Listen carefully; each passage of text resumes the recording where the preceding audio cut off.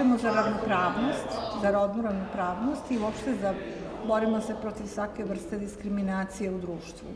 U tom smislu smo mi aktivno učestvovale i u formiranju strategija za sprečavanje bilo koje vrste neravnopravnosti, kako na republičkom nivou, tako i na lokalnom nivou. Ovaj projekat radimo zajedno sa agencijom Beta i tu je naša drugarica Biljana i ekipa iz Pažnja. Druga važna stvar je da ćemo ovo pokušati da organizujemo na jedan zanimljiv način. Da držite telefone, mada znam da držite utične telefone, pošto vas niko sigurno ne može dobiti.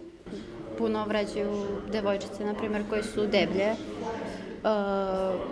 Gledaju ih, na primjer, kao što ste rekli, da idu negde da se upišu za neki sport i samo su dečaci tu. I neka devojčica isto, samo sa dečacima. Gledaju je popreko, vređaju je nekad. Dečacima je lakše da nađu i posao i sve, dok devojke baš i ne mogu.